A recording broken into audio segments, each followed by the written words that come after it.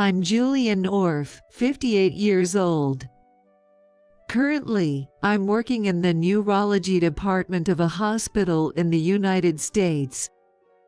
Taking advantage of my daughter Mia's short study trip to England, I also decided to take an extended vacation and return there after a long time.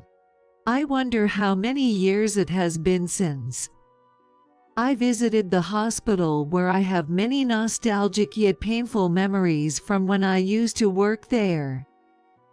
I had a coffee at the hospital's cafe terrace where I used to take breaks. Even though 18 years have passed and the outside view has changed a bit, the clear blue sky remains unchanged, and it reminded me of those words suddenly brought up by my ex-husband. I choose a brilliant child born to a 23-year-old woman over a child born to you at late birth age. I was stunned by his sudden statement. What do you mean? You're a doctor. You should know about the high risks of late pregnancies. You're not talking about the risks to the mother or the childbirth itself, but... Right. It's about the child's capabilities. What? Why bring this up now? You knew this from the beginning when we wanted children. That's why we went through fertility treatments. Well, sure. I wanted kids too. Then? Things have changed. I don't get it. I truly didn't understand. We were a couple of doctors. I was a neurologist, and my ex-husband was a plastic surgeon. He opened a cosmetic clinic in London, marking a new start as a cosmetic surgeon, and at the same time, we began trying for a child. However, it wasn't easy, and after hoping for a child for 2 years, I finally became pregnant through fertility treatments at the age of 40. We cried tears of joy over the hard-won pregnancy, and my ex-husband became overly protective, saying, "Just until we reach a stable period." Seeing him like that, colleagues, friends, and our parents would jokingly say, "It's going to be even harder once the baby is born." Yet, a few months later, I found myself in the situation that led to the opening words. You really didn't notice the things I've been doing outside. You knew, right? It was impossible not to have noticed. However, the reality was that our family was about to grow. This can't go on, I thought, and often waited up late to talk to my ex-husband when he returned home. That day, I was waiting for him again. "Welcome home." You're awake. Yeah, I thought we should talk. Whether he knew my feelings or not, a dismissive "oh" was all I got in response. Today, I got a notice about a dad's class at the hospital. Are you coming? Most husbands are attending this class, so I thought Thomas would. I'm not going. Then. I'm not interested, so I won't go. Not interested? I'm a doctor, you know. I've seen countless child patients. I don't have any issues with kids. So what's the problem? But raising our own child from a newborn is completely different. I'm a doctor too, but I have no clue about childbirth or parenting. That's your perspective. I'm different. I'll be fine. So, I'm not going. Are we done here? My ex-husband silently pressured me to continue speaking without hiding his bored demeanor, but I decided to ignore him. A colleague told me they think you're cheating. What? They saw you in downtown last week, walking arm in arm with a young woman, heading into a department store, and looking like you were enjoying shopping. Really? So, This person was stalking me. No, they just happened to be at the same department store for their own reasons. But they reported this supposed cheating to you, right? Using the word cheating without knowing if it's true. If it's not true, that's defamation, you know. What? That's not the point. It is the point. You're suspecting me based on a story that might not even be true. So, it's not true. Who knows? What? Our clinic is all about beauty, so naturally, we have a lot of young female staff. Do you know how scary women can be to each other?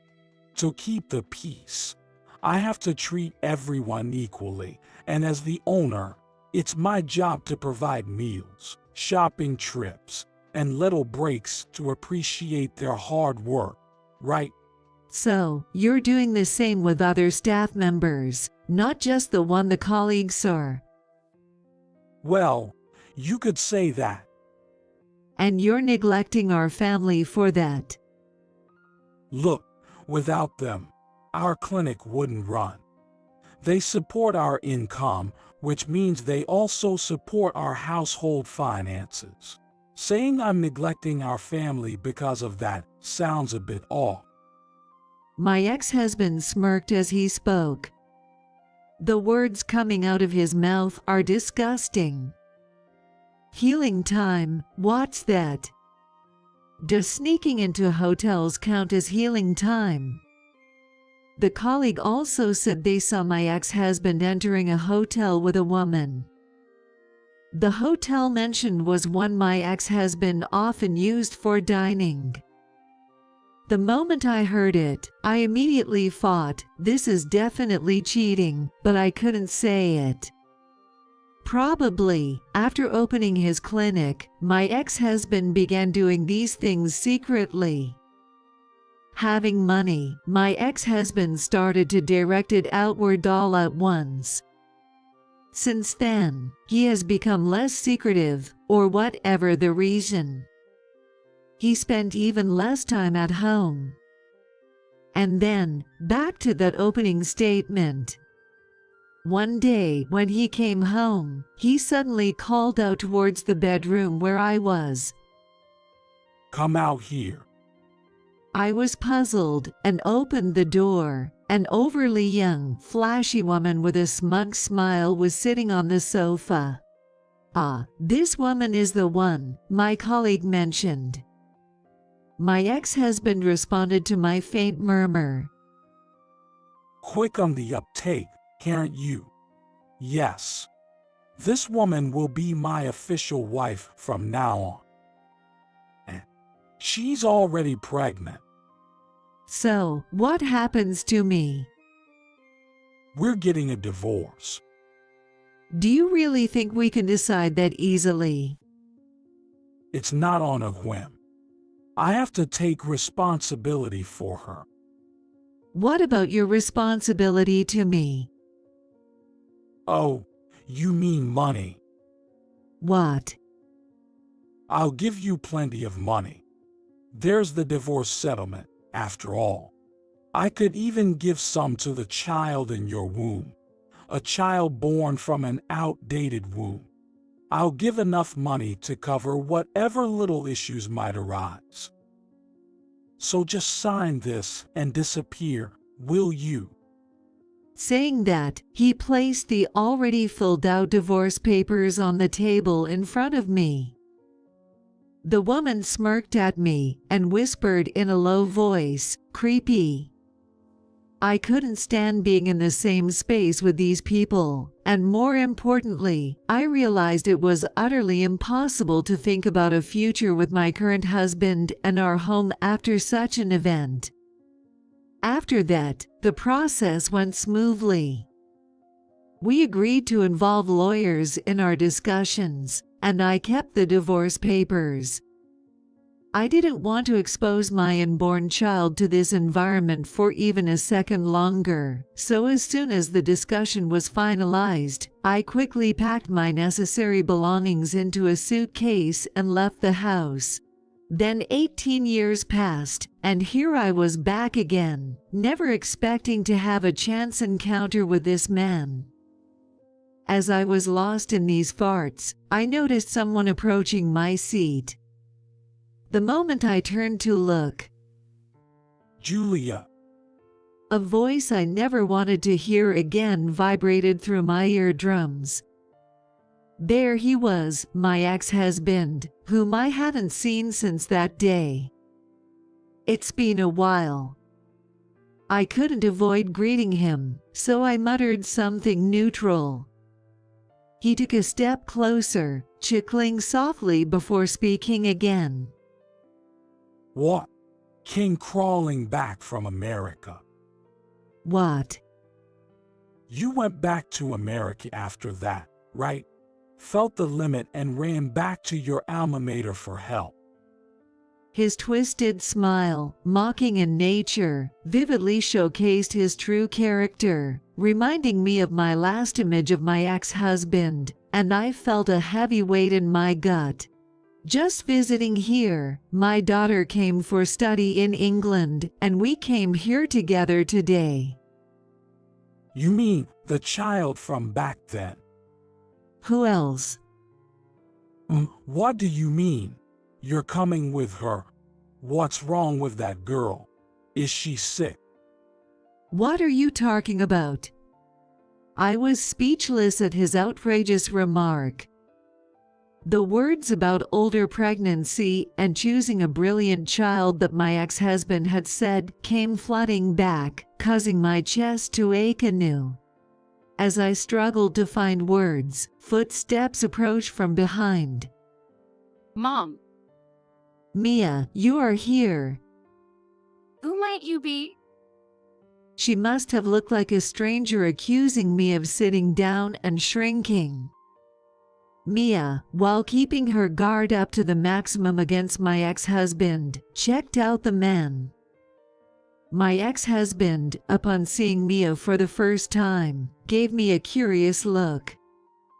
I said to my ex-husband with a small laugh, "This is Mia North, my daughter, and also your daughter by blood." It's no wonder my ex-husband was shocked to his core. Just by her appearance, Mia was tall and had a beautiful, radiant look. If he had been keeping up with the rumors, my ex-husband would have heard about her. Carefully choosing his words, my ex-husband asked, Mia North, by any chance? The one in the surgical research lab? "You are correct. Mia North is temporarily studying in the surgical research lab." I couldn't help but laugh at my ex-husband's astonished reaction. The child he had abandoned in the womb had become an outstanding medical student over 18 years. Moreover, he had assumed the child from an older pregnancy would be inferior or even born with some minus. He could never have imagined that such a child would turn out to be a beautiful medical student. You must be surprised. You never would have imagined that the child of the woman you dumped by spouting words of inferiority to older births would turn out to be so perfect, huh? That is. And Mia, she's accelerated her education, so at 18, she's already a second-year medical student. She's finished college already. What did you say? I couldn't help but smile at my ex-husband's bewildered response. Not familiar with the American education system. Shut up. Thomas, you're the one who knows things, so I thought you'd know. I apologized lightly, and he is a proud man who bites his lip. Even during our marriage, he never hid his displeasure at my slightest remark, and his attitude hasn't changed even as he approaches 60. prompting a small sigh from me. This girl, you see, graduated from high school at 15 and college at 17. Being a single parent, she really did an amazing job. She's a daughter I'm incredibly proud of, both inside and out. That was truly how I felt. Mia is my pride and joy. However, the man in front of me couldn't help but hurl an insufferable insult. PFFT. Probably just used your doctor's clout to squeeze her in somewhere, right? Did you just say something that dumb? You're a professor or something over there. With that kind of power, you could get her into high school, college, medical school, whatever. Don't belittle me. What did you say? Don't lump me in with you. Huh? That's you, isn't it? Squeezed into the bottom rung of a fancy high school, barely making it into college, let alone medical or dental school. Your parents used their money to barely get you into a low-ranked private medical school in the countryside. What? How do you know that? Over there, I met someone who went to your middle and high school, and I heard all about it. The unexpected boomerang had my ex-husband frantically trying to find out who it was, asking, "Who told you?" I ignore my annoying ex-husband and take a sip of the coffee in the cup in front of me. I felt my wispy heart calm down a little at the familiar taste of it. One of the hospitals affiliated with the university is run by a classmate of mine. They wanted me to work at the hospital right away, but I was pregnant, remember? So I was asked to take on some university classes while working part-time at that clinic, and it just so happened they knew about me and asked me how Thomas was doing. Of course, I didn't know this person at all, but when I asked why they knew me, it turned out they had researched my background upon hearing that an excellent neurologist was coming, and that's how they learned about my marriage and my ex-husband.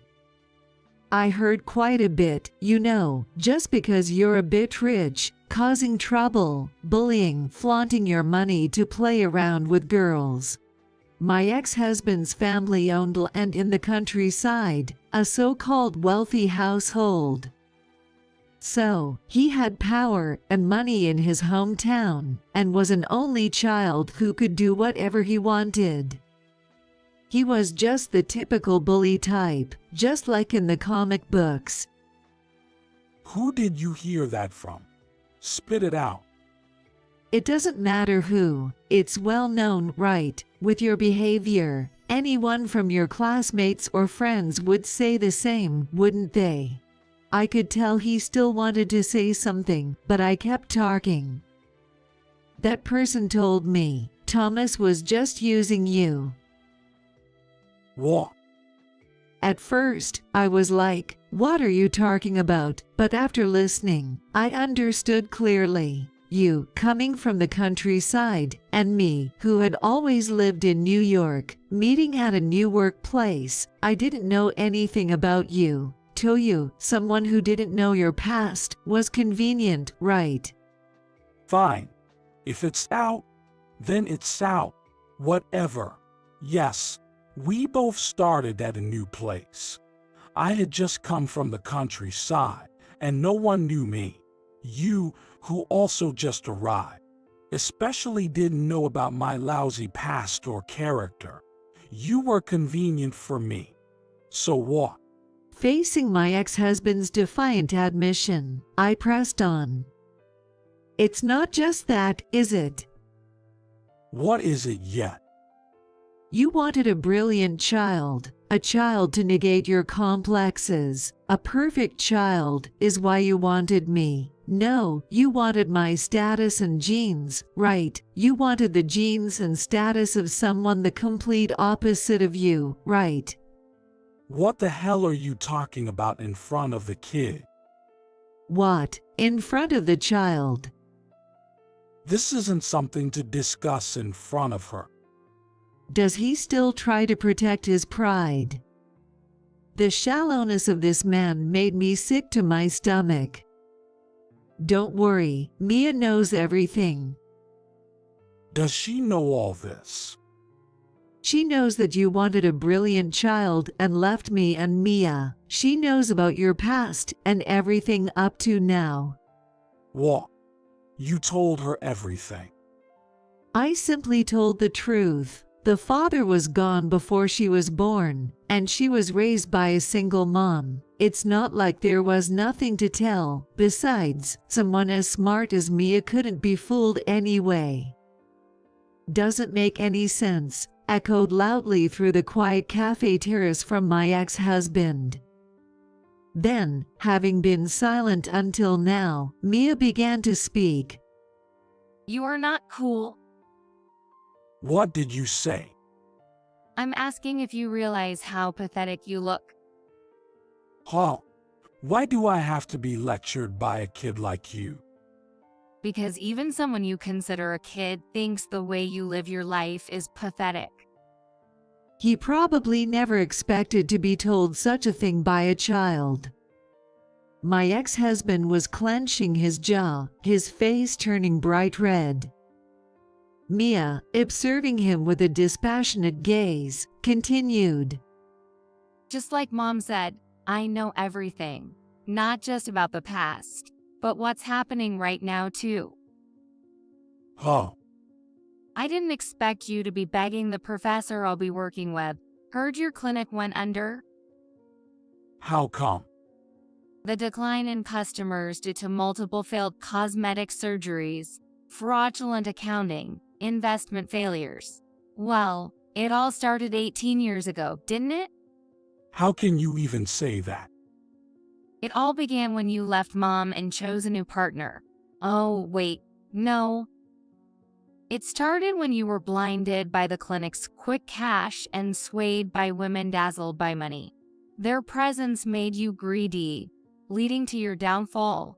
My ex-husband, hit right on the mark by an 18-year-old, turned an even deeper shade of red, eventually starting to tremble. Really high on your pride, aren't you? Why not admit it? I'm a scumbag. A scumbag who ruins people's lives. That's why it's all coming back to you now, see? What? Ruin people's lives? Thanks to my leaving, Julia became a professor in America, and you're attending medical school at 18, thanks to skipping grades. It's all thanks to me. What? Don't be ridiculous. That's just the outcome, not thanks to you. Indeed, the divorce may have been a catalyst, but Mom being accepted into an American university so quickly was the result of her efforts. And my attending medical school after skipping grades is not only due to my efforts but also because Mom always cared for me.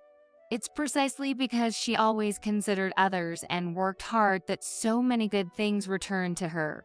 People who easily discard others and even destroy their workplaces end up in this pathetic reality where they must protect their pitiful pride despite everything. Seeing Mia like this was a first for me. Though she could get heated in discussions due to differing opinions, I had never seen her raise her voice in anger at someone. She must have processed the stories she heard from me and others while keeping her emotions at times. But this was about her circumstances, not imagining she viewed and fought about me in such a way. However, even faced with Mia's undeniable logic, my ex-husband couldn't contain his emotions. Huh? First off, you wouldn't even exist without me. It's all thanks to me, damn it. Wow. How could you say that to your child? It's okay, Mom, I don't mind. I am indeed grateful to have been born. But well, to be precise, that gratitude is towards the grandparents who supported you for so long. What? He probably didn't expect a conversation to turn to his parents. He looked as if he had been shot with a pellet gun, frozen in place. After our divorce, your parents actually kept in touch with me and cared about Mia. Well, you wouldn't know since you were cut off from your parents after the divorce, right? Huh? My parents are still in touch with you. You must have influenced them to cut ties with me to get them on your side. Oh, no way. They just saw through their son, who quickly discarded a smart and beautiful wife for a younger and foolish woman, led astray by appearances. What the hell are you talking about? You barely graduated from medical school you got into through money, struggled through extra-personal tutoring, and barely managed to get your medical license after repeating a year. Then, you somehow squeezed into a general hospital where you never stood out, overshadowed by senior doctors. Your pride couldn't stand that, so you nagged your parents into opening a cosmetic clinic for you. Then, carried away by the booming cosmetic surgery market. So it was a harem, surrounded by women. And then you got a nurse more than 20 years younger than you, abandoned your family, and you even destroyed the clinic you built with your parents' money for these women. How do you expect your grandparents to help with that? Overwhelmed by Mia's rapid-fire recounting of his dark past without stumbling, my ex-husband was left sputtering, unable to form coherent words. He looked at Mia with a dumbfounded look on her face, and suddenly, either calmly or with a bug in his head, my ex-husband began to say the most outrageous things. Then you reconnect me. What? You heard in the lab, right? About how I've been struggling to find work since the clinic closed. Considering you're begging at the former workplace of your ex-wife, I guess you're having a tough time. Right? Everyone's cold to me. So, you're excellent and promising. And if you, the daughter of Julia, trusted by everyone around, say you want to help your dad after an unfortunate separation, they'll surely lend a hand out of sympathy. While making such abnormal statements and lamenting like a tragic heroine, Mia and I exchanged looks and sighed. How pathetic. Why? Resorting to begging a child you abandoned and never even thought of till now is just disgraceful, embarrassing, and insane. Shut up. What do you know about me? I don't know, and I don't want to know, and I never plan to understand. A doctor who can't empathize with others, only thinks of himself, and ends up causing medical accidents. I don't want to understand that. Anyway, it's ridiculous to beg Mia. Don't you have a capable child? Just ask them. Mine's impossible. Barely managed to push her into a mid-tier private girls' school. Oh, money again. Solving things with money again, huh? What? If I solve it with money, there's no problem. My ex-husband quickly became heated and defensive, his face turning red again as he relived his past mistakes. Fundamentally, such matters shouldn't be resolved with money. It's wrong for that thing to settle people's ends with money. But I think there are things that money can't solve. What the hell is that? Did you know one of your medical accident victims was a relative of my professor? Huh. I think it was the child of my mentor, Professor Linda's niece. They had surgery at your clinic and ended up with facial muscle abnormalities. You mean that case I couldn't solve with money? Those inconvenient cases you ran away from by closing the clinic seem to catch up. Medical circles are connected somewhere, somehow. I even got connected to your associates in America. Domestic circles. Whether my words were in his ears or not. My ex-husband, now pale and sweating profusely, froze, his eyes darting around and settled. It's okay. It will happen just as you imagine. Too scared to speak. No need to be scared now. It's your doing. If it's for your gain, others' well-being doesn't matter. Just try to maintain that dark spirit even behind bars. Wait, I really am.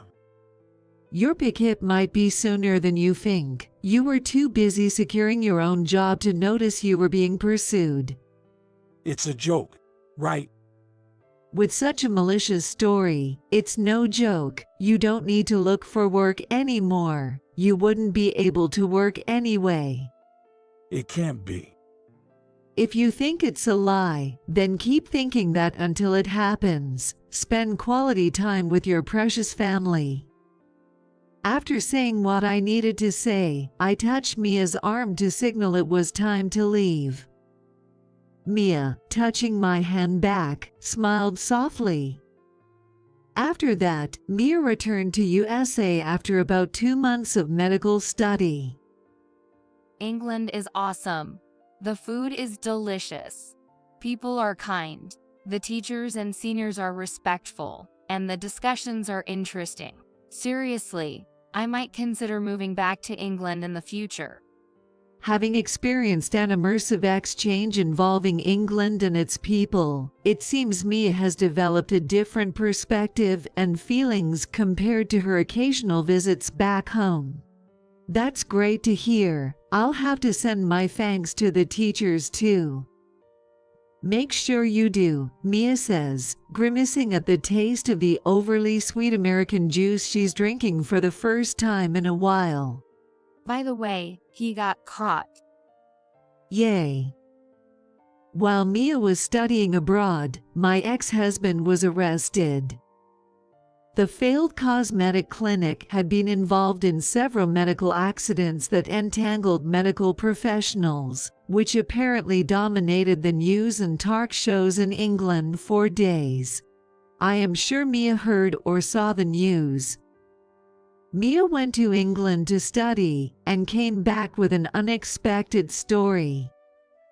But this is what being 18 is all about. Up until now, she's been too mature, trying too hard. Using one's abilities is indeed important, but medical practice accompanied by humanity, as I deeply feel after over 30 years as a doctor, is crucial. Medical acts are meant to aid people's lives, and the main focus should always be on the person. Going forward, Mia will surely grow significantly as a person. As a parent and a senior in the medical field, I'll silently support her from behind and walk with her when needed. My secret fan activity, it seems, will be a lifelong endeavor.